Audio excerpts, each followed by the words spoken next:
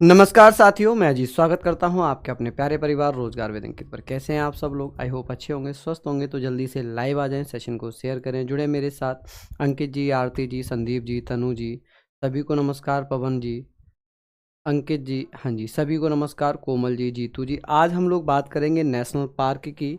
जो important books होंगी मैं आप लोगों को बता दूं, यहाँ पर हम लोग बुक्स के बारे में बात करेंगे। इम्पोर्टेंट के जो आपकी बुक्स हैं इनके लेखक के बारे में बात करेंगे। दूसरी चीज़, यहाँ पर कुछ और इम्पोर्टेंट हम लोग बात कर लेते हैं। खेल से संबंधित हम लोग बात करेंगे। पुरस्कार से संबंधित हम लोग बात करेंगे कि सर पुरस्कार किस किस को मिले हैं। ये आज के आपके टॉपिक होने वाले हैं। मैं आप लोगों को ये सिंपल एकदम से ख़त्म करूँगा, टेंशन मत लीजिएगा। यहाँ पर सारी चीज़ें आप लोगों की हो जाएंगी। तो आप लोग जितने भी साथी हैं वो आप लोग लाइव आ जाएं, सेशन को शेयर करें। आई होप आप लोग समझेंगे ये सारी चीज़ें। ये आप लोगों का ख़त्म हो जाएगा, टेंशन नहीं है।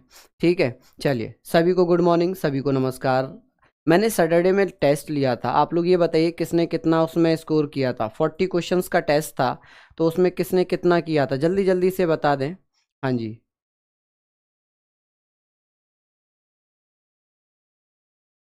चलिए बहुत बढ़िया, शानदार, लाजवाब।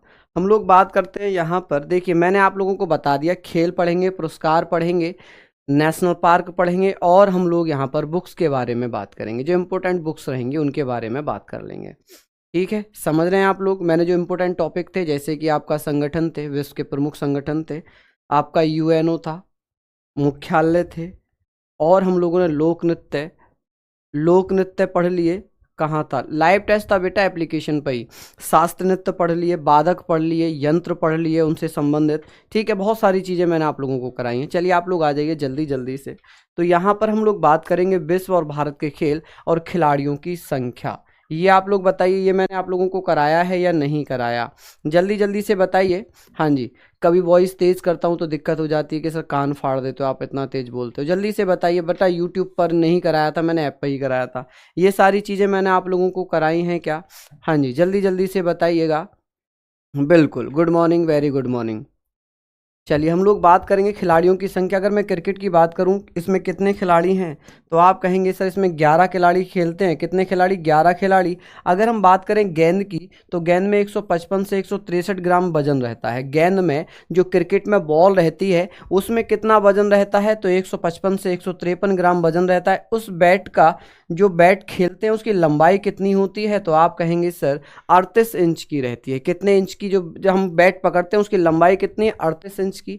अगर मैं स्टाम्प की बात करूं, जो क्रिकेट में पीछे स्टाम्प लगते हैं जिसमें हम अगर बॉल लगती है तो हम आउट हो जाते हैं, वो कितने इंच का रहता है? तो आप कहेंगे सर वो 28 इंच का रहता है। जो पिच रहती है, पिच 22 गज की होती है। कितने गज की होती है? 22 गज की पिच रहती है। ठीक है, समझ रहे हैं आप लोग ये सारी चीज़ें? ठीक है, जल्दी जल्दी से बताइएगा। सारी चीज़ें मैं आप लोगों को कराऊंगा। आप लोगों की बहुत डिमांड थी ये सारी चीज़ें करने की।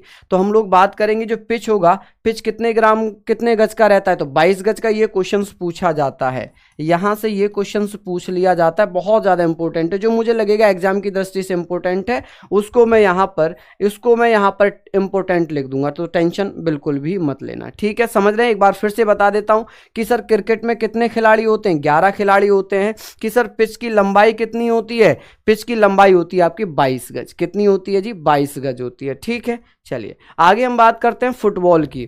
कि सर फुटबॉल में कितने खिलाड़ी खेलते हैं? तो 11 खिलाड़ी हैं। फुटबॉल में समय कितना रहता है? 90 मिनट का समय रहता है। कितने मिनट का? 90 मिनट का, यानी कि 1.5 घंटे का।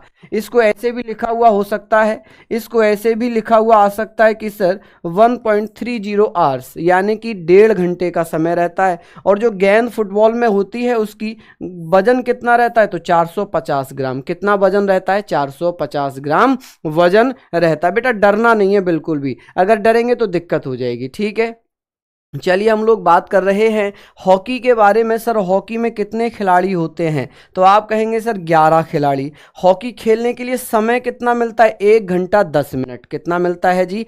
1 घंटा 10 मिनट। आप लोग इसको ऐसे भी लिख सकते हैं कि सर 1.10 आवर्स। ऐसे भी लिखा हुआ हो सकता है कि सर हॉकी खेलने के लिए एक टीम में कितने खिलाड़ी? 11। समय, तो आप लोग क्या कहेंगे सर? समय मिलता है 70 मिनट का। कितने मिनट का समय मिलता है मेरे शेरों? 70 मिनट का समय आपको दिया जाता है। ठीक है, चलिए आप लोग बेटा लिख लेना, इसकी पीडीएफ मैं आप लोगों की डलवा दूंगा, पीडीएफ मैं आप लोगों की डलवा दूंगा, बेफिक्र रहिए। नेट बॉल की अगर बात करें तो 7 खिलाड़ी होते हैं, कबड्डी में 7 खिलाड़ी होते हैं, वाटर पोलो में 7 खिलाड़ी होते हैं, पोलो में 4 खिलाड़ी होते हैं, खो खो में कितने 9 खिलाड़ी, ठीक है, खो खो में कितने 9 खिलाड़ी होते हैं। अब बात करें पोलो की तो पोलो में 4 खिलाड़ी हैं, बेसबॉल में कितने खिलाड़ी होते हैं 9 खिलाड़ी होते हैं, रग्बी फुटबॉल में कितने 15 खिलाड़ी। अगर पूछ ले कि सर सबसे ज़्यादा खिलाड़ी किस टीम के कौन से खेल में होते हैं, सबसे ज़्यादा खिलाड़ी, तो आप लोग क्या कहेंगे सर सबसे ज़्यादा खिलाड़ी रग्बी फुटबॉल में खेलते हैं। एक टीम में सबसे ज़्यादा खिलाड़ी की अगर मैं बात करूं तो आप क्या कहेंगे कि सर सबसे ज़्यादा खिलाड़ी होते हैं रग्बी फुटबॉल में।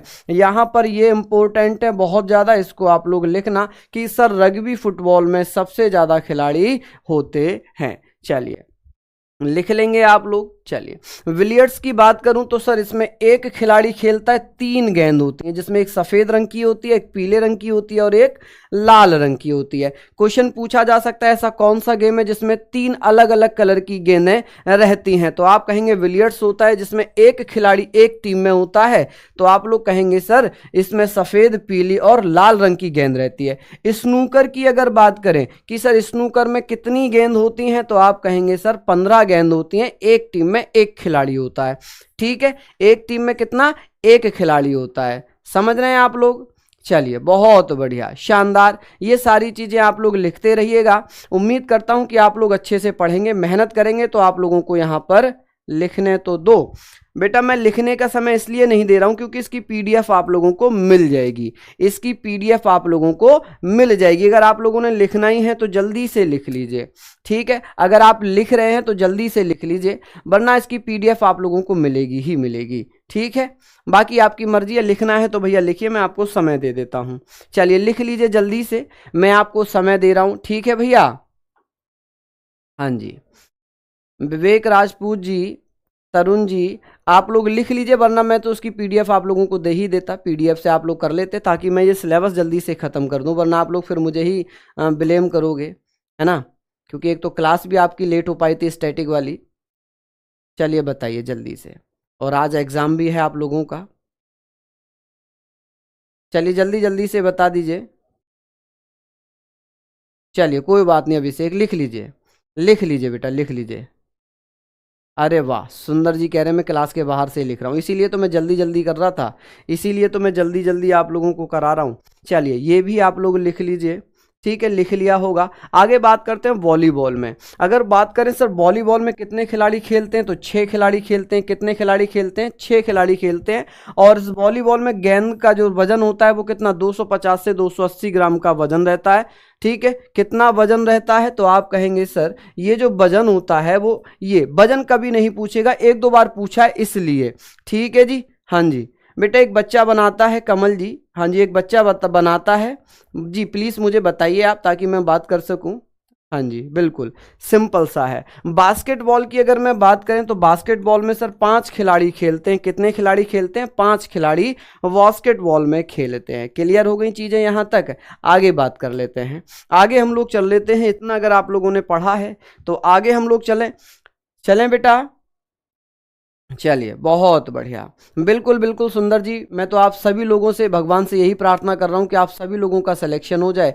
सभी प्यारे भाई बहन का, जितने भी मेरे बच्चे पढ़े हैं, आप लोगों का सबका सिलेक्शन हो ताकि आपके घर में खुशियाँ आए। सभी बच्चों से, चाहे जो कुछ भी बोलें, लेकिन मैं उनके लिए दुआ ही करूंगा भगवान से कि भैया उनको जो है सिलेक्शन जल्दी से जल्दी मिल जाए। बैडमिंटन की बात करें तो 2 खिलाड़ी, 2 ये हम कह सकते हैं कि एक सिंगल खिलाड़ी भी होता है, 2 खिलाड़ी, एक टीम में 1 या 2 खिलाड़ी खेलते हैं। टेबल टेनिस में भी 1 या 2 खिलाड़ी, अगर सिंगल का होगा तो 1-1 खिलाड़ी होगा, डबल का होगा तो 2-2 खिलाड़ी होंगे, ठीक है। बॉल का वजन आप कह सकते हैं 2.7 ग्राम होता है। कितना होता है, 2.7 ग्राम रहता है, ठीक है जी, समझ गए। चलिए आगे बात करें, ये इंपॉर्टेंट है आप लोगों के, खिलाड़ियों की संख्या कितनी होती है, ठीक है। चलिए बहुत शानदार लाजवाब, इसको आप लोग लिख लिए। नेक्स्ट मैं बात करूं सर, किस देश का कौन सा राष्ट्रीय खेल है, ये मैंने कराया है आप लोगों को, जल्दी जल्दी से बताइए। हाँ जी, बिल्कुल बिल्कुल हर्ष जी, हम लोग बात करेंगे, जल्दी जल्दी से बता दीजिएगा, ये सारी चीज़ों को लेकर आप लोग बात कर लीजिए। मुझे बताइए, ये तो मैंने आपको करा दिया, ये कराया है या नहीं कराया, जल्दी जल्दी से बताओ मेरे शेरों, जल्दी से बताओ कि सर चीन का राष्ट्रीय खेल क्या है, टेबल टेनिस है, इजराइल का क्या है, फुटबॉल है, फ्रांस का क्या है बेटा, फुटबॉल है, ब्राजील का क्या है, फुटबॉल। अगर मैं बात करूं सबसे ज़्यादा टीम किस खेल में होती हैं, तो आप कहेंगे सर फुटबॉल में, ठीक है जी, ये सबसे ज़्यादा देशों में खेला जाता है, सबसे ज़्यादा देशों में खेला जाता है। अगर पूछा जाए देशों में खेला जाता है या सबसे ज़्यादा टीम किसकी हैं, खेला जाता है, तो फुटबॉल की सबसे ज़्यादा टीमें। अगर क्रिकेट की बात करें तो गिनी चुनी कितनी टीमें होंगी, मुश्किल से कितने देश खेलते होंगे, मुश्किल से मुश्किल खेलते होंगे 25-30 देश खेल लेते होंगे, ज़्यादा से ज़्यादा। ठीक है जी सपना जी, धन्यवाद। बाकी हम लोग बात करें, अगर मैं बात करूं, ठीक है, ये हम लोगों ने पढ़ लिया। अगर सबसे महंगा खेल भी अगर कोई है, तो वो फुटबॉल ही है। क्या है, फुटबॉल। भूटान का तीरंदाजी है, अफगानिस्तान का बुजकाशी है, बांग्लादेश का कबड्डी है, ईरान का कुश्ती है, श्रीलंका का बेटा क्या है, वॉलीबॉल है, ऑस्ट्रेलिया का क्रिकेट है, और इंग्लैंड का भी क्रिकेट है। ठीक है, इंग्लैंड का भी क्या है, क्रिकेट है। ठीक है, समझ रहे हैं आप लोग ये सारी चीज़ें। मुझे बताइए, ये सारी चीज़ें आप करेंगे सर, इंग्लैंड का क्रिकेट राष्ट्रीय खेल है, ऑस्ट्रेलिया का क्रिकेट राष्ट्रीय खेल है, श्रीलंका का क्या है, वॉलीबॉल है, ईरान का क्या है, बुजकाशी, और बेटा यहाँ पर बांग्लादेश का क्या है, कबड्डी, अफगानिस्तान का क्या है, बुजकाशी। ठीक है, चलिए, क्लियर हो गई चीज़ें। Very good morning. हाँ जी संदीप जी, बिल्कुल आपका कमेंट बेटा शो हो रहा है। हाँ जी, चलिए लिख लिया आप लोग, बस बेटा इनको लिख लेना। यहां पर अगर आप लोगों से पूछा जाएगा तो ये आप लोगों से बहुत ज़्यादा पूछा जाता है, ये बहुत ज़्यादा पूछा जाएगा, ये भी बहुत ज़्यादा पूछ लिया जाता है। ठीक है, समझ गए। भूटान के बारे में भी पूछता है कि सर भूटान का राष्ट्रीय खेल कौन सा होगा, ये क्वेश्चंस आपके आते ही आते हैं। चलिए नेक्स्ट हम लोग बात करेंगे सर पुरस्कार और विजेता के बारे में। यहां पर हम लोग बात कर लेते हैं कि सर नोबेल पुरस्कार की शुरुआत कब होती है, 1909 में। कब होती है, 1909 में। अल्फ्रेड नोबल जो स्वीडन के थे, इन्होंने डायनामाइट की खोज की थी। किसकी, डायनामाइट की खोज की थी। किसकी खोज की थी, डायनामाइट की खोज की थी। इन्हीं के याद में यह पुरस्कार कितने क्षेत्रों में दिया जाता है, 6 क्षेत्रों में। साहित्य के क्षेत्र में, शांति के क्षेत्र में, भौतिकी के क्षेत्र में, रसायन के क्षेत्र में, चिकित्सा के क्षेत्र में। लेकिन एक चीज आप लोगों ने याद रखनी है कि सर अर्थशास्त्र के क्षेत्र में घोषणा कब हो गई थी, 1967 में। कब घोषणा हो गई, 1967 में। और अगर बात करें किसको मिला, देखिए यहां पर अगर मैं बात करूं, आगे मैंने लिखा हुआ है दिया कब गया है, तो आप कहेंगे सर प्रथम कब दिया गया, प्रथम दिया गया कब, 1969 में। प्रथम दिया गया है 1969 में। अब इसकी देने की घोषणा होती है अक्टूबर में कि सर नोबेल पुरस्कार कौन से महीने में दिया जाता है, तो आप क्या कहेंगे, भारत का कोई राष्ट्रीय खेल नहीं है। ठीक है, भारत का कोई राष्ट्रीय खेल नहीं है, हॉकी भारत का राष्ट्रीय खेल नहीं है, बहुत चर्चा हम लोग इस पर कर चुके हैं। 2011 में खेल मंत्रालय ने स्पष्ट कर दिया था कि भारत का कोई भी राष्ट्रीय खेल नहीं है। चलिए हम लोगों ने बात की सर नोबेल पुरस्कार कब देने की घोषणा होती है, तो आप लोग बताना कि सर नोबेल पुरस्कार देने की घोषणा हो जाती है कब, अक्टूबर में। लेकिन दिया कब जाता है, 10 दिसंबर में। प्रदान कब किया जाता है नोबेल पुरस्कार, तो 10 दिसंबर में पुरस्कार दे दिया जाता है। कितने क्षेत्रों में, 6 क्षेत्रों में। सर छठा क्षेत्र कौन सा है, 6वां क्षेत्र कौन सा है, तो आप कहेंगे सर अर्थशास्त्र है। कौन सा है, अर्थशास्त्र। अल्फ्रेड बर्नार्ड नोबल ने क्या किया था, इन्होंने भैया डायनामाइट की खोज की थी। किसकी, डायनामाइट की खोज की थी। किसकी बेटा, डायनामाइट की खोज इन्होंने कर दी, डायनामाइट की खोज इन्होंने कर दी थी। ठीक है, चलिए नेक्स्ट है कि सर ये बताइए कि अब तक ऐसे कितने व्यक्ति हैं जिन्हें मरने के बाद ये नोबेल पुरस्कार दिया गया है। तो केवल बेटा 2 लोग हैं, जिसे एरी एक्सेल हैं, इन्हें 1931 में ये नोबेल पुरस्कार मिला था, और भैया डेग हैमर ये यूएन के महासचिव थे, इन्हें 1961 में मिला था। और ये बेटा इनकी मृत्यु हो गई थी 1961 में, इनकी मृत्यु हो जाती है। क्या हो जाती है? मृत्यु हो जाती है हवाई दुर्घटना में। कब हो जाती है? हवाई दुर्घटना में इनकी मृत्यु हो जाती है। कब हो गई बेटा इनकी मृत्यु? हवाई दुर्घटना में 1961 में। किसकी? डैग हैमरशोल्ड यूएन। क्वेश्चन पूछेगा कि सर नोबेल पुरस्कार, बेटा लिखने में अगर टाइम देता हूं ना तो फिर बहुत लंबा समय आपका जाएगा। चलिए लिख लीजिए, वैसे पीडीएफ आपको मिल जाएगी, पीडीएफ आपको मिल जाएगी। आज कई सारे टॉपिक हैं आप लोगों के जो बहुत जल्दी खत्म करने हैं। चलिए कोई बात नहीं, अगर आप चाहते हैं यहीं से देखकर लिखना है तो प्लीज लिखिए, प्लीज लिख लीजिए, ठीक है।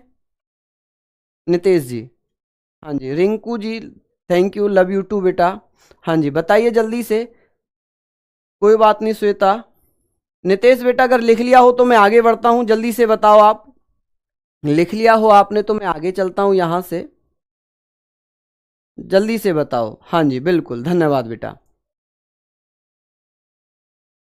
नेक्स्ट, चलिए अब बात कर लेते हैं कि सर नोबेल पुरस्कार, अगर बात होगी कि सर जो नोबेल प्राइज है वो मरणोपरांत किस किस को मिला है अब तक, तो आप कहेंगे सर 2 व्यक्तियों को मिला था, ठीक है। एक थे एरी एक्सेल और एक थे हैमरशोल्ड जो कि यूएन महासचिव थे। अब 1974 में कानून बना दिया कि किसी भी व्यक्ति को मरने के बाद नोबेल पुरस्कार नहीं दिया जाएगा, ठीक है। आप लोग ऐसे बात करना कि सर मरणोपरांत नोबेल पुरस्कार नहीं दिया जाएगा। कब अधिनियम बना था? 1974 में। अब बात यह आती है कि सर 2 बार किस किस को नोबेल पुरस्कार मिला है, 2 बार पुरस्कार पाने वाले व्यक्ति कौन कौन से हैं, तो आप कहेंगे सर मैडम क्यूरी को 2 बार पुरस्कार मिला है, जॉन वार्डीन को 2 बार पुरस्कार मिला है, सेंगर साहब को 2 बार पुरस्कार मिला है, और पॉलिंग को 2 बार पुरस्कार मिल चुका है, ठीक है जी। चलिए बहुत बढ़िया।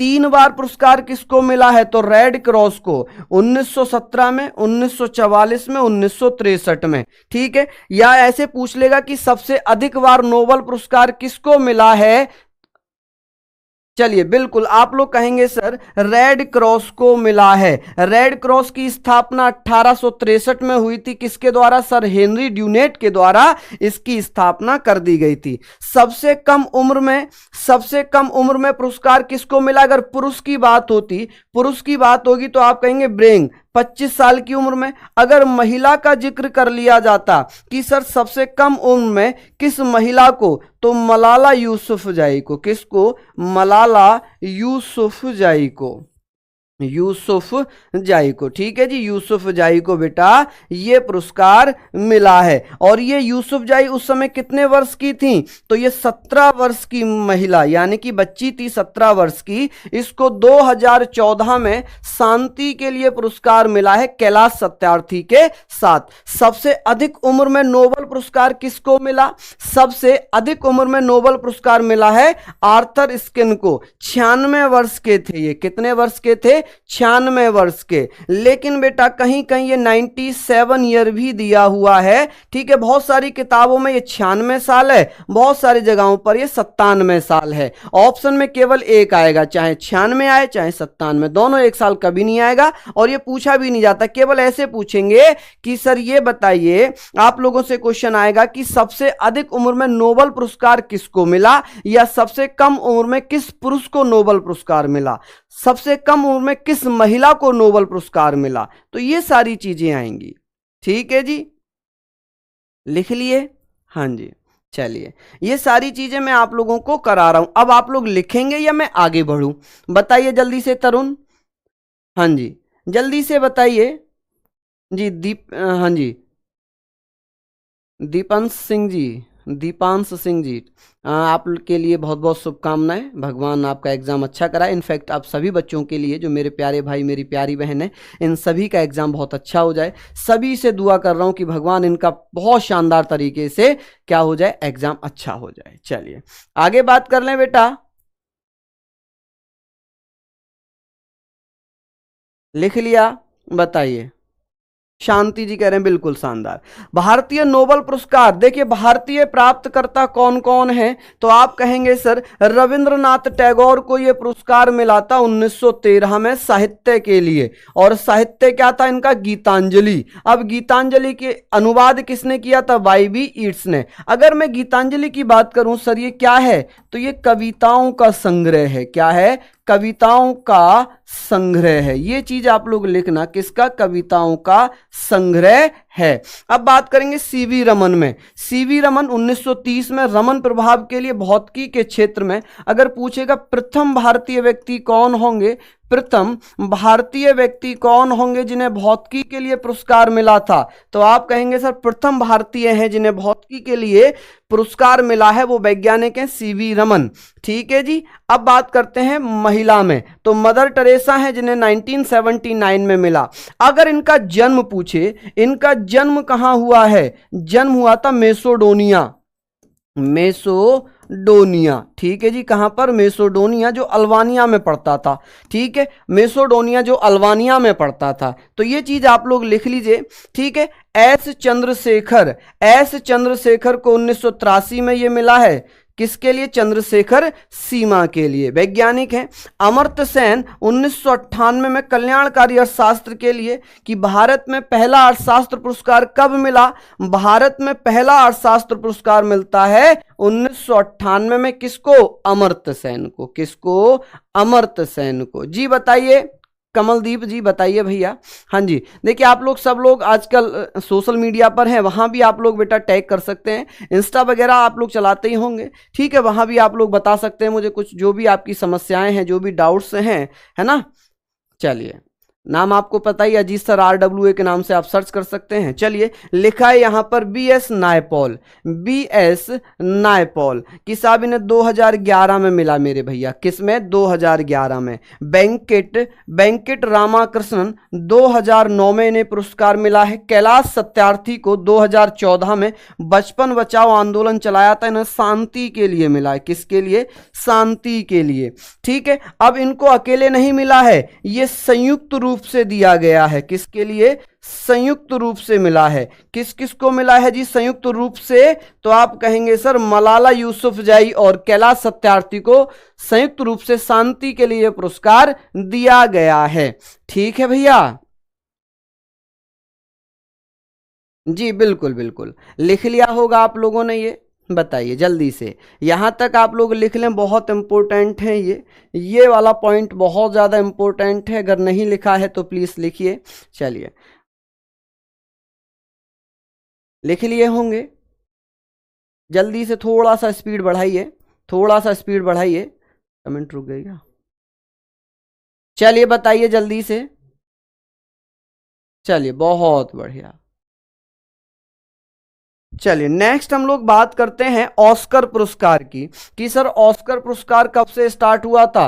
तो 1929 से स्टार्ट हुआ था यूएसए में। और पहली भारतीय फिल्म की अगर बात करें तो मदर इंडिया थी, जो 1957 में महबूब खां, ये बेटा नॉमिनेट हुई थी, केवल मिला नहीं था, ये केवल नॉमिनेट होती है। ठीक है जी। नॉमिनेट का मतलब होता है कि ऑस्कर पुरस्कार के लिए नॉमिनेट हुई थी। ठीक है,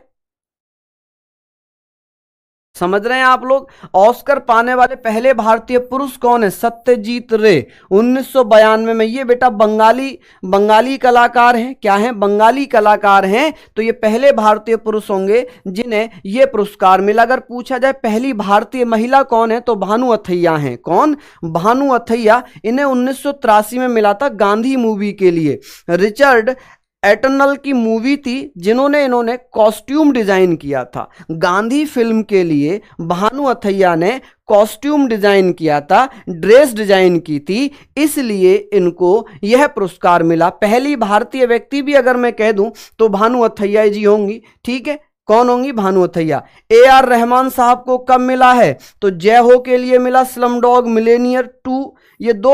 यहां पर अगर मैं बात करूं तो भैया 2009 में मिला है। गुलजार साहब को लिरिक्स के लिए मिला है। और बेटा रेसुल पुकुट्टी को भी किसके लिए मिला है? तो आप कहेंगे साहब ये मिला है किसके लिए? तो ये स्लम डॉग साउंड मिक्सिंग के लिए मिला है। किसके लिए? साउंड मिक्सिंग के लिए मिला है। ठीक है, लिख लिया आप लोग भैया, यहां तक लिख लिए होंगे। 5 लोगों को मिल चुका है, 1 2 3 4 5 ऑस्कर पुरस्कार 5 लोगों को अब तक मिल चुका है। कितने लोगों को मिल चुका है? 5 लोगों को यह पुरस्कार मिल चुका है। ठीक है जी, चलिए बहुत बढ़िया, यहां पर आप लोगों ने लिख लिया होगा।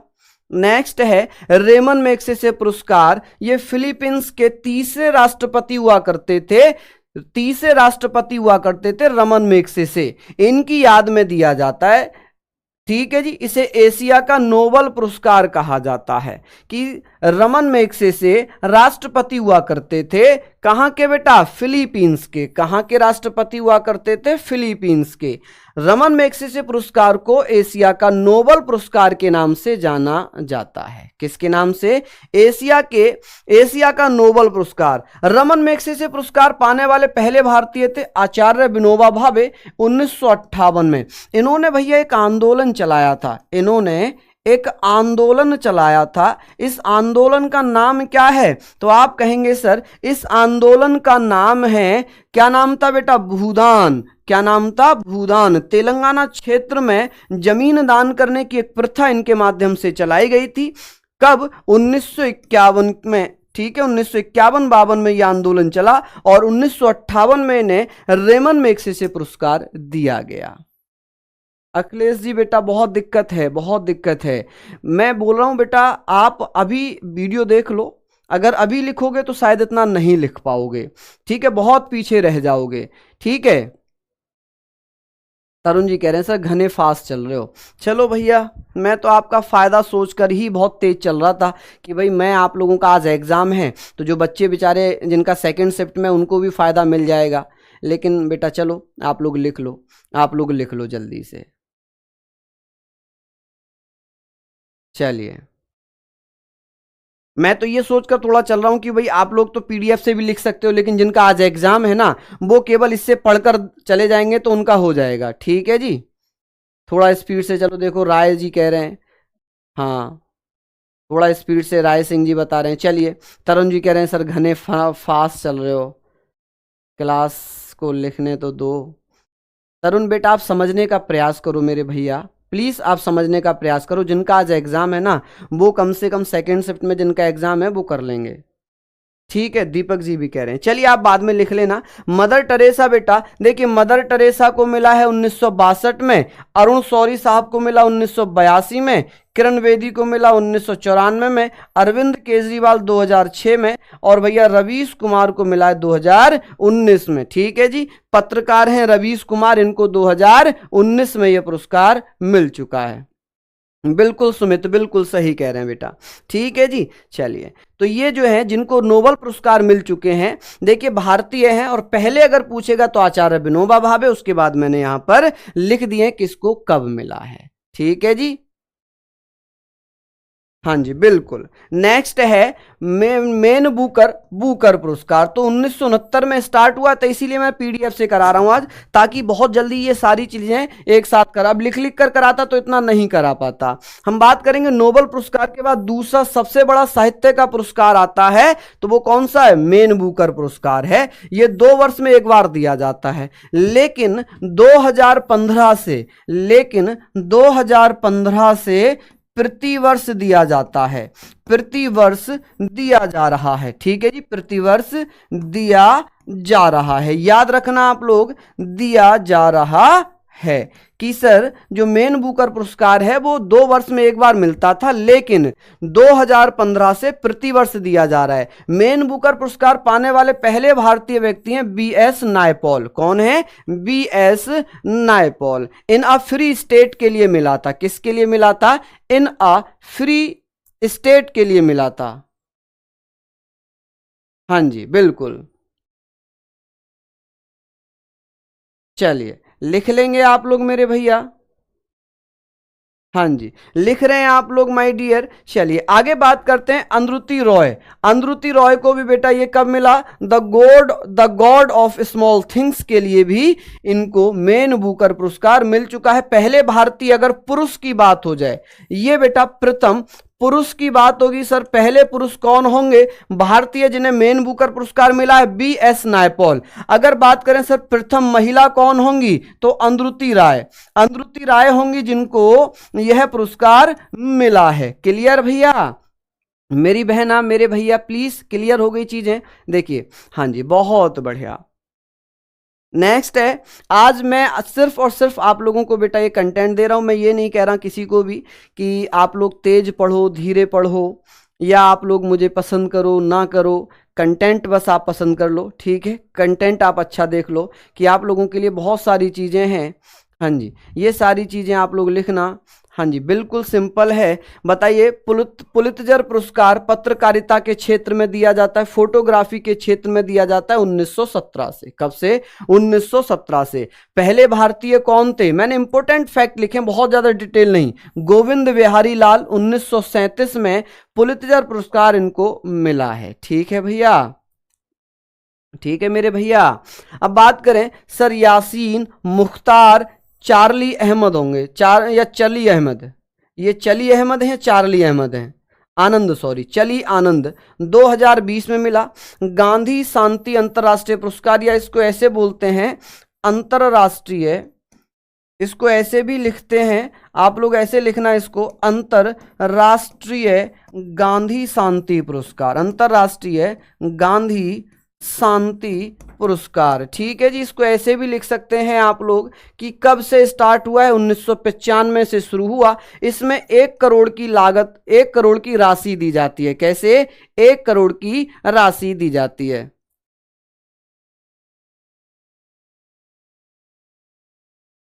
चलिए चलिए, बहुत बढ़िया।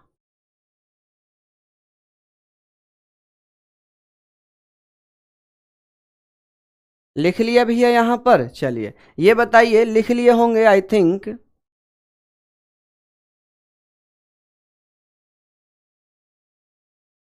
नहीं अंजलि जी, ऐसा नहीं हो पाता है, सारी पीडीएफ एक साथ अटैच नहीं हो पाती हैं, बहुत एमबी की हो जाती हैं, तो वो कंप्रेस्ड भी इतनी जल्दी ना नहीं हो पाएंगी। ठीक है, हाँ जी, लिख लिया आप। राकेश जी आप समझदार हैं माय डियर, अगर आप थोड़ा सा समझने का प्रयास करेंगे तो शायद समझ पाएंगे, समझ पाएंगे। ठीक है, चलिए। आप लोग अगर कोई मूवी की कहानी पढ़ते हैं, मैं एक जनरल चीज़ बताता हूँ, अगर आप मूवी की कहानी पढ़ते हैं ना, तो मूवी की कहानी आपको जितना आप पढ़ेंगे वो पढ़ने से इतना पता नहीं चलेगा। वही मूवी अगर आप लाइव देख लेंगे ना, तो वो आपको ज़्यादा याद हो जाएगी। बताइए मैं सही हूँ या गलत? कोई चीज़ अगर आप लाइव देखते हैं, हाँ बताइए, कि अगर कोई चीज़ आपको इतना एकदम से लाइव देख रहे हैं, वो आपको बहुत जल्दी से याद हो जाएगी। अगर किसी चीज़ को आप पढ़ रहे हैं तो वो शायद बहुत थोड़ा सा हो सकता है कहीं ना कहीं प्रॉब्लम हो जाए, एकदम से ना हो पाए, लेकिन लाइव देखी हुई चीज़ें हमें एकदम से याद हो जाती हैं। ठीक है भैया, चलिए आगे बात करते हैं। पहली बार ये किसको मिला था गांधी अंतर्राष्ट्रीय गांधी पुरस्कार? तो जूलियस नायरेरे, ये तंजानिया के पहले राष्ट्रपति थे जिनको अंतर्राष्ट्रीय गांधी पुरस्कार मिला है। 2000 में नेल्सन मंडेला साहब को मिला है, और भैया 2020 में शेख मुजीबुर रहमान को बांग्लादेश के संस्थापक माने जाते हैं। ठीक है जी, समझ गए? चलिए, नेटवर्क प्रॉब्लम हो सकती है कोमल जी। चलिए राकेश जी, आपको फिर मैं और कुछ नहीं कह पाऊंगा, बस इतना ही कहूंगा कि माय डियर, थोड़ा सा समस्या यह है कि बच्चों का आज एग्जाम है, बाकी आप जैसे समझें कोई दिक्कत नहीं है। एक बार पीछे कर दूं? ठीक है तरुण बेटा, एक बार पीछे कर देता हूं मेरे बच्चे। चलिए लिख लीजिए आप लोग।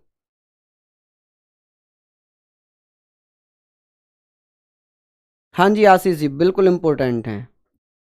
चलिए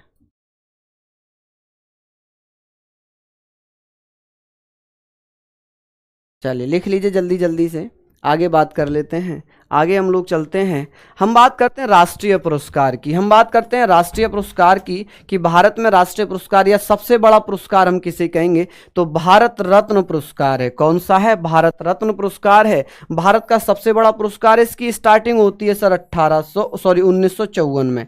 ठीक है, 3 लोगों को एक साथ दिया गया। कितने लोगों को एक साथ दिया गया? सर्वपल्ली राधाकृष्ण साहब को दिया गया, सी राजगोपालाचारी साहब को दिया गया और सी वी रमन को दिया गया। उसके बाद बेटा 1977 में इसको बंद कर दिया था किसने? जनता सरकार ने। किसने? जनता पार्टी सरकार ने बेटा इसको बंद कर दिया था। किसने? जनता पार्टी की सरकार आई थी, तो जनता पार्टी सरकार कह लें या मोर्चा की सरकार कह लें, इसने बेटा बंद कर दिया। उसके बाद 1980 में इसको मदर टेरेसा को दिया गया। किसको? 1980 में मदर टेरेसा को दिया गया, कांग्रेस के द्वारा पुनः स्टार्ट कर दिया गया। किसके द्वारा? कांग्रेस द्वारा इसको पुनः स्टार्ट कर दिया गया और मदर टेरेसा को अंतर्राष्ट्रीय गांधी शांति पुरस्कार दिया गया है। ठीक है जी, चलिए बहुत बढ़िया, शानदार, लाजवाब। आगे बात करते हैं, यहां तक आप लोग लिख लीजिए कि सर भारत रत्न कब बंद किया गया था। तो बहुत कम लोगों को पता होगा कि 1977 में बंद हुआ था, लेकिन फिर से कांग्रेस सरकार आ गई, 1980 में फिर से मदर टेरेसा को दे दिया गया। नेक्स्ट है कि सर किस किस को भारत रत्न मिल चुका है। तो भैया डॉक्टर राजेंद्र प्रसाद जी को मिला 1972 में, और इंदिरा गांधी जी को मिल चुका है, लाल बहादुर शास्त्री जी को मिला है। और अगर पूछ लेगा पहले विदेशी कौन थे, पहले विदेशी कौन थे जिनको यह पुरस्कार भारत रत्न मिला है, तो भारत रत्न पुरस्कार पाने वाले पहले विदेशी थे अब्दुल खान गफ्फार खान। इन्हें क्या कहा जाता है? इन्हें हम किस नाम से जानते हैं? तो इन्हें हम सरहदी गांधी कहते हैं, सरहदी गांधी के नाम से जानते हैं, या इन्हें हम सीमांत गांधी भी कहते हैं। क्या कहते हैं? इन्हें हम सीमांत गांधी भी कहते हैं। क्या कहेंगे बेटा? इन्हें सीमांत गांधी भी कहेंगे। ठीक है, 1990 में भीमराव अंबेडकर को मिला, और इन्हीं के साथ भैया किसको मिला था? तो आप कहेंगे सर नेल्सन मंडेला जी को। ठीक है जी, मंडेला साहब को। तो पूछ लेगा कि सर सेकंड विदेशी व्यक्ति कौन थे? सेकंड विदेशी व्यक्ति थे भैया कौन? मंडेला साहब सेकंड विदेशी व्यक्ति थे जिनको भारत रत्न पुरस्कार दिया गया था। ठीक है, एपीजे अब्दुल कलाम को 1997 कब मिला? 1997 में, और सुब्बा लक्ष्मी जी को 1998 में, लता मंगेशकर जी को 2001 में, सचिन तेंदुलकर 2014 में। कब मिला? 2014 में मिला। चलिए, बिल्कुल शांति, मैंने यहां पर लिख दिया है, पढ़ लिए होंगे आप लोग। चलिए नेक्स्ट हम लोग बात करते हैं,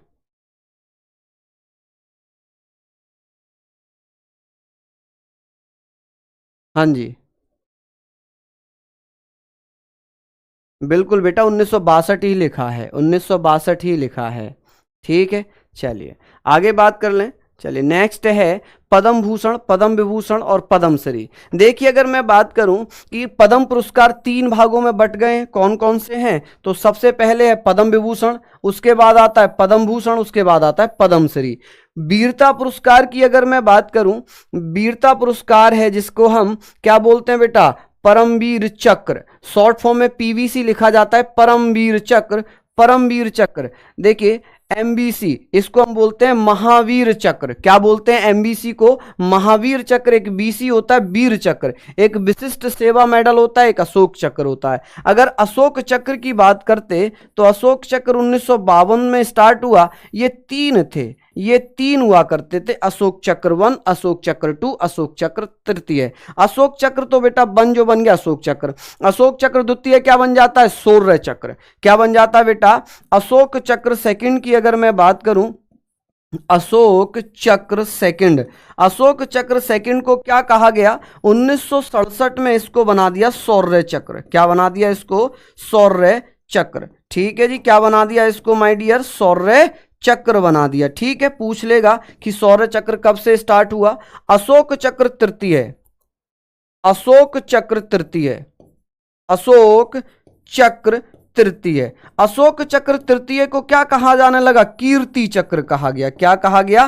कीर्ति चक्र कहा गया। और यह भी कब? 67 में। चलिए अब बात करें दादा साहब फाल्के, तो देवी रानी रोनिक जी को मिला था 1969 में। पहला दादा साहब फाल्के पुरस्कार है, यह फिल्मी जगत में दिया जाता है। किस में दिया जाता है?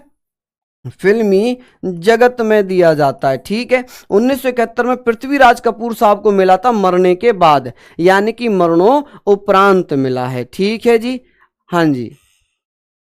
गीता गोपीनाथ है बेटा, गीता गोपीनाथ है नीतीश जी, गीता गोपीनाथ, ठीक है। हाँ जी, आईएमएफ की पहली भारतीय महिला उप प्रबंधक भी हम कह सकते हैं, ठीक है, बहुत बढ़िया। चलिए नेक्स्ट हम लोग बात कर लेते हैं ज्ञानपीठ पुरस्कार। ज्ञानपीठ पुरस्कार भैया 1965 में जी शंकर कुरूप साहब को मिला था, पहले भारतीय व्यक्ति थे, ठीक है, मलयालम भाषा के लिए मिला। और कौन सी कृति थी? आडा कुंजाई। 1978 में सुमित्रा नंदन पंत को मिला चिदम्बरा के लिए, ये हिंदी में दिया गया था। और 1976 में पहली, अगर हम बात कर लें कि साहब आशा पूर्णा देवी को मिला है, पहली भारतीय महिला हो जाएंगी, पहली भारतीय महिला हो जाएंगी। और ये पृथक प्रतिभूति के लिए मिला था, जो कि बांग्ला भाषा में लिखी गई थी। पूछेगा दो प्रकार से, पहले भारतीय पुरुष जी शंकर कुरूप, पहली भारतीय महिला आशा पूर्णा देवी। जी शंकर कुरूप को बेटा मलयालम के लिए मिला था, आशा पूर्णा देवी को बांग्ला भाषा के लिए मिला। अमिताभ 2018 अमिताभ घोष को मिला है अंग्रेजी भाषा में। किसके लिए मिला? अंग्रेजी भाषा के लिए, ठीक है जी, अंग्रेजी भाषा के लिए। चलिए लिख लिए बेटा।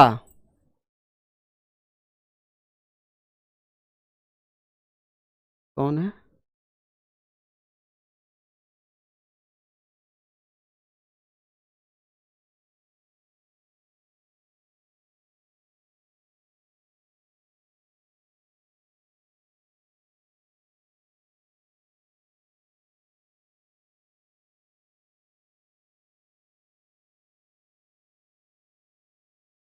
चलिए नेक्स्ट है खेल।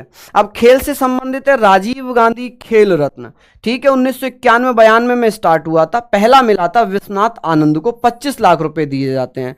वर्तमान में इसका नाम क्या है? वर्तमान में इसका नाम क्या है? तो आप क्या कहेंगे? मेजर ध्यानचंद, मेजर ध्यानचंद खेल रत्न पुरस्कार, मेजर ध्यानचंद खेल रत्न पुरस्कार, खेल रत्न पुरस्कार, ठीक है जी, पुरस्कार सबसे बड़ा है ये खेल रत्न पुरस्कार। पहले राजीव गांधी खेल रत्न होता था, लेकिन मोदी सरकार ने इसका नाम बदल दिया है, ठीक है जी, समझ गए आप लोग? बेटा राकेश फिर आपको समझ में आएगा भी नहीं, फिर आपको समझ में आएगा भी नहीं, ठीक है, क्योंकि आप समझने का प्रयास नहीं कर रहे। आप ये सोचते हो कि आपने रुपए दे दिया, आपने टीचर को खरीद लिया, ठीक है, आपने चैनल को खरीद लिया, आप ये कोशिश करते हो, ठीक है बेटा। तो आप पढ़ लो, मैं बहुत देर से समझाने का प्रयास आपको कर रहा हूं, लेकिन फिर भी आप नहीं समझ पा रहे हो। उसके बाद फिर आपका उपाय यही होगा कि साहब यहां पर फिर आपको ब्लॉक कर दिया जाएगा, आप फिर परेशान होते फिरोगे, और मैं वो बिल्कुल नहीं चाहता हूं। मैं किसी बच्चे को ये नहीं चाहता कि कोई बच्चा मेरा परेशान हो, ठीक है। ध्यानचंद पुरस्कार 2002 से स्टार्ट हुआ है। ध्यान रखना, मेजर ध्यानचंद और ध्यानचंद दोनों अलग हैं, मेजर ध्यानचंद और ध्यानचंद दोनों अलग हैं, ठीक है जी, बहुत बढ़िया। कि सर इसमें 10 लाख मिलते हैं, इसमें 25 लाख मिलते हैं। मेजर ध्यानचंद में 25 लाख और इसमें 10 लाख रुपए,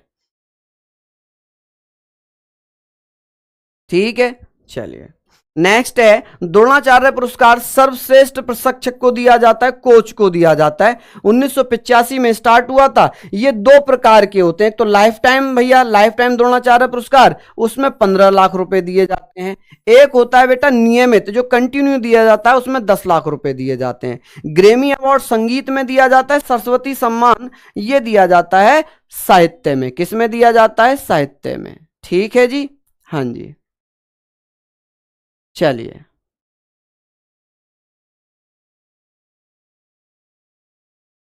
चलिए लिख लिए होंगे आप लोग, जिसने नहीं लिखा है प्लीज मैं एक बार फिर से रिकैप दे देता हूं, आप लोग लिख लीजिए, ठीक है। लिख लिए होंगे यहां तक तो सभी लोग।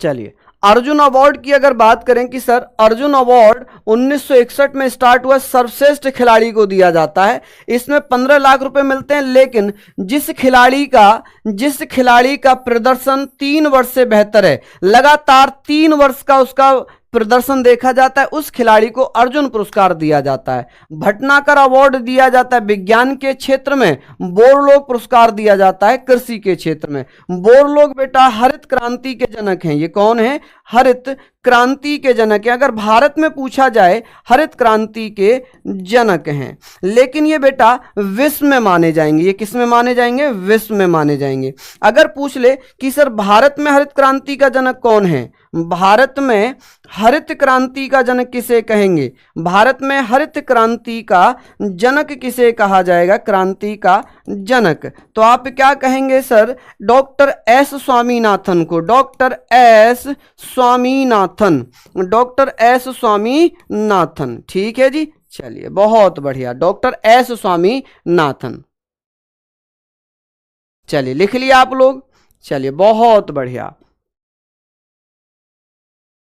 अब आती है पुस्तक, अब आ जाती है पुस्तक। ठीक है, पुस्तक पंचतंत्र किसने लिखी है? विष्णु शर्मा ने लिखी है। किसने? पंचतंत्र किसने लिखी है? विष्णु ने। पंचतंत्र, हमारा जो शरीर है वो 5 तंत्रों से मिलकर बना है, और हमें बनाया किसने? ब्रह्मा विष्णु महेश।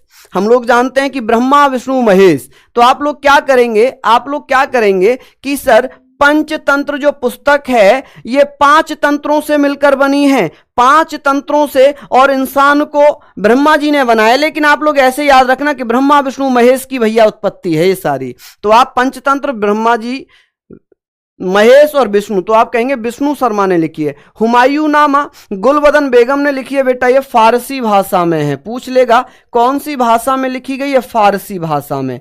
और गुलबदन बेगम प्रथम मुगल महिला होगी जिसने कोई पुस्तक लिखी है, प्रथम मुगल महिला है जिसने भैया कोई पुस्तक लिखी है, गुलबदन बेगम। ठीक है, यामा, यामा किसकी कृति है? तो यामा महादेवी वर्मा। ठीक है, यामा वर्मा, यामा वर्मा, ऐसे करके लिखना, यामा वर्मा, यामा वर्मा, तो महादेवी वर्मा। अर्थशास्त्र की अगर बात करें तो भैया चाणक्य ने। इनका अन्य नाम अगर पूछ ले, अन्य नाम पूछ ले या मूल नाम पूछ ले, इनके बचपन का नाम, मूल नाम क्या है? तो आप बताना, विष्णु दत्त। क्या नाम है इनका? विष्णु दत्त नाम है। ठीक है जी, विष्णु दत्त। पूछ लेगा सर इन्हें अन्य नाम क्या है इनका? तो इनका अन्य नाम है कौटिल्य। क्या नाम है जी इनका अन्य? कौटिल्य। ठीक है, क्या नाम है अन्य? कौटिल्य। नेक्स्ट है मुद्राक्षस। मुद्राक्षस, राक्षस का आकार कैसा होता है? बेटा याद कर लो अभी, ठीक है, याद कर लो, बस समझ लो कैसे मैं आपको बता रहा हूं। इसका आकार कैसे होता है? विशाल होता है। राक्षस का आकार कैसा होता है? विशाल होता है। विशाल यानी कि विशाख दत्त, मुद्राक्षस यानी कि विशाख दत्त। क्लियर है? मुद्राक्षस यानी कि विशाख दत्त। अवंती सुंदरी, भाई बहुत सुंदर है कि भाई कोई अति सुंदर है, अति सुंदर है। चलो भाई हम कुरूप हैं, यानी कि अगर मैं ऐसे बात करूं कि कृष्ण भगवान काले थे और राधा सुंदर थी, राधा सुंदर थी, अति सुंदर थी, तो कृष्ण भगवान कहते थे कि ये मुझसे ज्यादा सुंदर है, इसको दंड दो। मैं केवल याद करने की तरीके बता रहा हूं। तो आप कहेंगे अति सुंदर अगर कोई है तो उसे दंड दे दो, भाई उसे दंड दे दो, दंडी। क्या कह देंगे? दंडी। प्रेम वाटिका, देखिए हर जगह प्रेम का रस फैला हुआ है, हर जगह प्रेम का रस फैला हुआ है। जब हर जगह प्रेम का रस फैला है तो रस खान, प्रेम ही प्रेम है, हर जगह प्रेम ही प्रेम है। यह बात अलग है किसी को प्रेम मिल रहा है, किसी को प्रेम नहीं मिल रहा है। तो आप कहेंगे सर हर जगह प्रेम वाटिका यानी कि रस खान। शाहनामा, शाहनामा किसने लिखी है? फिरदौसी ने। तो आप कहेंगे सर शाह नाम के जो लोग होते हैं, शाह नाम के लोग क्या करते हैं? फिर से दोस्ती कर लेते हैं। शाह नाम के लोग क्या करते हैं? फिर से दोस्ती कर लेते हैं, फिर से दोस्ती। तो फिर से दोस्ती हो जाएगा फिरदौसी। ऐसे इस तरीके से कुछ याद कर लो, इस तरीके से कुछ याद कर लो। ठीक है जी, कि शाह नाम के लोग हैं वो फिर से दोस्ती कर लेते हैं। दोबारा बता दो, मुद्राक्षक विशाख दत्त, अति अवंती सुंदरी दंडी, प्रेम वाटिका रसखान, शाहनामा फिरदौसी। चलिए नेक्स्ट है गीत गोविंद। भैया गोविंद नाम का कोई एक लड़का था, इसने ऐसा गीत गाया कि लोगों ने उसकी जय जयकार करी। क्या करी बेटा? जय जयकार। लोगों ने उसकी क्या की? गीत की जय जयकार की। जय जयकार मतलब जयदेव। क्या हो जाएगा? जयदेव। तो आप कहेंगे गोविंद, गीत गोविंद ने, गीत गोविंद जो रचना है वो किसकी है? तो जयदेव की है। ठीक है जी, किसकी है? जयदेव की। लक्ष्मण सेन जो कि एक सैन वंश के शासक थे बंगाल के, उनके यहां पर रहते थे। भारत भारती कि भैया भारत भारती मैथिली शरण गुप्त, किसने? मैथिली शरण गुप्त। बुद्ध चरितम, अच्छा बुद्ध चरितम, जब बुद्ध भगवान घर से निकले तो उनके साथ घोड़ा था, उनके साथ घोड़ा था। घोड़े को हम क्या कहते हैं? अश्वघोष। जब भगवान बुद्ध ने भैया गृह त्याग किया तो उनके साथ कौन था? घोड़ा था। क्या था? घोड़ा था। तो आप कहेंगे सर ये अश्वघोष हो जाएगा। 10 कुमार चरितम, 10 कुमार किसके थे? 10 सिर वाला कौन था? रावण। और रावण को भैया भगवान राम ने क्या दिया? दंड। 10 सिर वाला कौन था बेटा? रावण था। कौन था 10 सिर वाला? रावण था। रावण को राम ने क्या दिया? दंड दिया। क्या दिया बेटा? दंड। दंड से बनेगा दंडी। कि भैया 10 कुमार चरितम, 10 कुमार चरितम। बेटा हिंदी इंग्लिश में कुछ नहीं है इसमें। गीत गोविंद को इंग्लिश में गीत गोविंद लिखा जाएगा, जयदेव को जयदेव लिखा जाएगा। ये नाम है और नाम कभी भी परिवर्तित नहीं होते हैं हिंदी अंग्रेजी में, दोनों एक ही रहते हैं। बस फर्क इतना हो जाएगा कि यहां पर मैं इसको गीत गोविंद लिखूंगा, बस इतना फर्क हो जाएगा कि यहां पर मैं इसको केवल गीत गोविंद लिखूंगा और मैं यहां पर जयदेव को जयदेव ही लिखूंगा, बस इतना लिख पाऊंगा और कुछ भी नहीं है यहां पर जयदेव, बस इतना बेटा लिखा जाएगा। स्पेलिंग बदली जाएगी, बाकी बोलेंगे हम इसमें भी गीत गोविंद और यहां भी जयदेव। ठीक है, समझ गए? यही पीडीएफ दे दूंगा मैं आप लोगों को ताकि इस पे ट्रिक वगैरह भी लिखी हुई है। चित्रांगदा गीतांजलि विसर्जन। गीतांजलि आप लोगों को पता ही है, रविन्द्रनाथ टैगोर, 1913 में इन्हें नोबेल पुरस्कार भी मिला था। गीतांजलि के लिए इन्हें नोबेल प्राइज भी मिल चुका है। मिताक्षरा, मिताक्षरा देखिए मिथ, मिथ आप लोग जानते हैं ना, मिथ मैंने मिथ बना दिया। मिथ मतलब अफवाह, या भैया ऐसे कह सकते हैं कि सर अंधविश्वास। मिथ मतलब क्या होता है? अंधविश्वास। क्या होता है जी? अंधविश्वास होता है। अंधविश्वास का मतलब है कि जो अंधविश्वास है वो कैसे दूर होगा? तो अंधविश्वास को तो केवल विज्ञान ही दूर कर सकता है। अंधविश्वास को तो केवल विज्ञान ही दूर कर सकता है, विज्ञानेश्वरा या विज्ञानेश्वर। ठीक है जी, तो आप कहेंगे सर मिताक्षरा के लेखक कौन है? विज्ञानेश्वर हैं। कौन है? विज्ञानेश्वर। ठीक है जी। मंजेश जी अगर इंग्लिश में लिखा होगा तो लिखा तो मित्राक्षरा ही जाएगा। चित्रांगदा को चित्रांगदा ही लिखेंगे ना। मेरा नाम अजीत है तो हिंदी में भी अजीत लिखा जाएगा, इंग्लिश में भी अजीत लिखा जाएगा। ठीक है जी, चलिए नितेश जी बहुत जल्दी मिल जाएगा। चलिए नेक्स्ट है राज तरंगिणी। देखिए राज तरंगिणी कलहड़ ने लिखी है। किसने? कलहड़ ने। पल्लव चिदंबरा सुमित्रा नंदन पंत। किसने? सुमित्रा नंदन पंत ने क्या लिखी है बेटा? पल्लव और चिदंबरा लिखी है। अभी हमने पढ़ा था कि चिदंबरा के लिए ने कौन सा पुरस्कार मिला था, बताइए। नेक्स्ट है नेचर क्योर, मोरारजी देसाई ने लिखी है बेटा। प्रथम गैर कांग्रेसी प्रधानमंत्री थे। प्रथम गैर कांग्रेसी प्रधानमंत्री थे, कांग्रेसी पीएम थे। अमर कोश बेटा, अमर कोश ने लिखी है महाभारत भगवत गीता। वेद व्यास ने, सूरदास और साहित्य लेरी बेटा लिखी है किसने? सूरसागर ने। ठीक है जी, किसने? सूरसागर ने। समझ गए? चलिए अब मैं बात कर लूं भैया किस पर? हम बात करते हैं बेटा नेशनल पार्क की। किसकी हम बात करेंगे? नेशनल पार्क की। कि राजस्थान में कौन कौन से नेशनल पार्क हैं? तो केवलादेव है। कौन सा है मेरे साथियों? केवलादेव है। आप लोग पढ़ना कौन सा है? केवलादेव है, रणथंभौर है और सरिस्का है, घाना है। ठीक है। मध्य प्रदेश की बात करें, कान्हा है, पेंच है, पन्ना है, रुद्र सागर है और बांधवगढ़ है। ये कहां पर हो जाएंगे नेशनल पार्क? तो आप कह देंगे सर ये कहां पर होंगे? मध्य प्रदेश में। अरुणाचल प्रदेश में नामदफा है और मोलिंग नेशनल पार्क है। हरियाणा में बेटा कलेश्वर है। ठीक है जी, कलेसर है, सुल्तानपुर है और भिंडावास है। इनको आप लोग लिख लीजिए।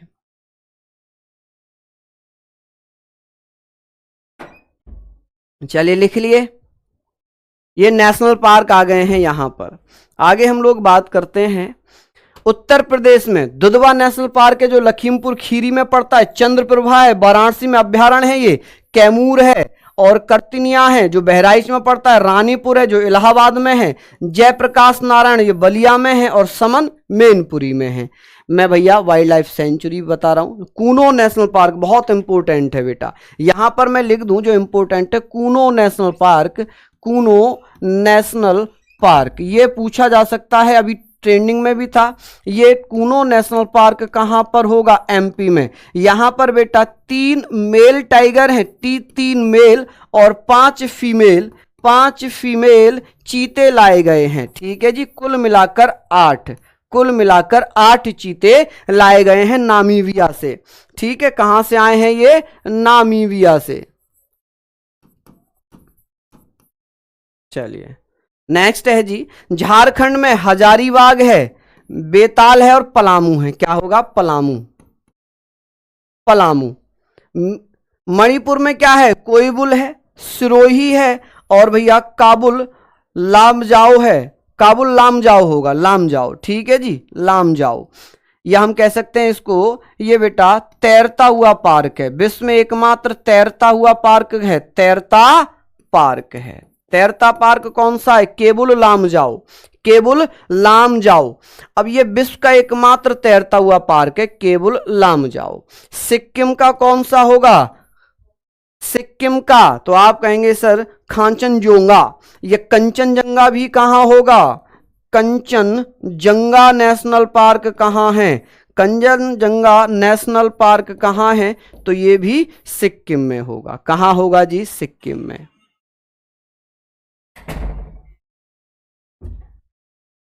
नेक्स्ट, तमिलनाडु में बेटा कौन सा है? गुंडई नेशनल पार्क है। लद्दाख में कौन सा है? हेमिस, भारत का सबसे बड़ा अभ्यारण्य हो जाएगा। छत्तीसगढ़ में क्या है? घासीदास है, कांगेर, इंद्रावती है। ये कहां पर होंगे? छत्तीसगढ़। उड़ीसा भितरकनिका, सिमलीपाल, और भैया कौन सा? नंदकानन। ये किसके लिए फेमस है? तो ये मगरमच्छ के लिए फेमस है। किसके लिए? मगरमच्छ के लिए। कि सर खारे पानी में मगरमच्छ कौन से नेशनल पार्क में होंगे? भितरकनिका में मगरमच्छ। ठीक है, नेक्स्ट है कर्नाटक, बांदीपुर, तुंगभद्रा, आंसी, नागरहोल, बन्नेर घाटा, दांडिली और भद्रा। ये कहां है? कर्नाटक में। कहां है जी? कर्नाटक में।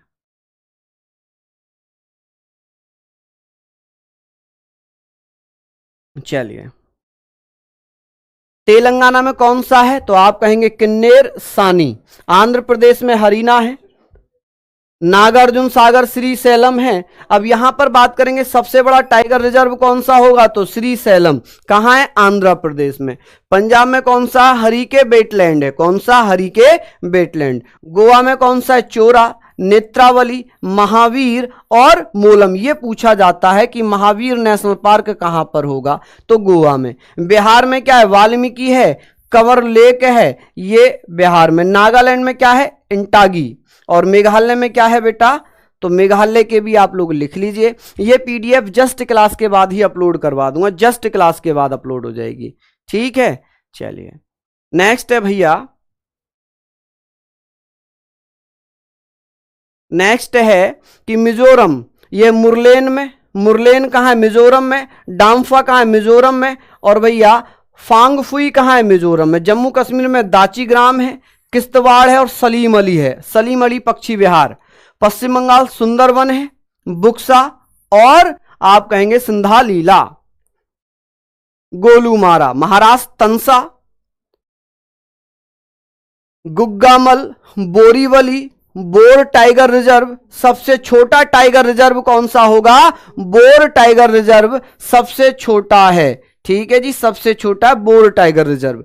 कांजीरंगा, मानस और नमेरी ये कहां पर होंगे? असम में। कहां है? असम में। ठीक, चलिए भारत में टाइगर रिजर्व बेटा एक अधिनियम आया था अंकित, एक अधिनियम आया था 1972 अधिनियम आया था। ठीक है, 1972 अधिनियम आया था और 1973 में अधिनियम लागू हो गया था। ठीक है, चलिए नेक्स्ट है अंडमान निकोबार। तो सैडल पीक है, फोसिल्स है, केपबल है, और गलाठिया है।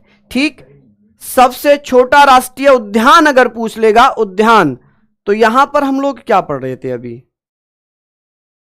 टाइगर रिजर्व अगर पूछेगा सबसे छोटा तो बोरलोग है, अगर सबसे छोटा नेशनल पार्क पूछेगा तो साउथ बट्टन है।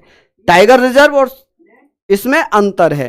हिमाचल प्रदेश बेटा पिनवेली है, ग्रेट हिमालय रोहेला, ये कहां है, हिमाचल प्रदेश में। गुजरात में गिर है, वंसदा है और ब्लैक बक है। उत्तराखंड जिम कॉर्बेट है, नेशनल पार्क है, और राजाजी नंदा देवी है, राजाजी नेशनल पार्क है, ये उत्तराखंड में। बस इससे ज्यादा आपको याद करना नहीं है। इसको भी आप लोग भैया केरल में साइलेंट वैली, पेरियार, इरुक्का। तो ये आपका बेटा यहां पर सिलेबस लगभग कंप्लीट है। बाकी जो आपके बच्चे हैं वो करंट अफेयर के हैं। बताइए, यहां तक तो आप लोगों ने पढ़ लिया। बताओ बेटा, ये मैंने कोशिश की थी आप लोगों को पूरा कराने की। मैं इसकी पीडीएफ भी अपलोड करवा देता हूं, अभी जस्ट करवा दूंगा बेटा, ठीक है, ताकि आप लोग रिवीजन कर लें सेकंड टाइम से पहले। चलिए, तो बहुत बहुत धन्यवाद और सभी को बेस्ट ऑफ लक। सभी के लिए भगवान से प्रार्थना है, हे प्रभु सभी लोगों को सिलेक्शन देना, ठीक है। चलिए, तो सभी को धन्यवाद। जय हिंद, जय भारत।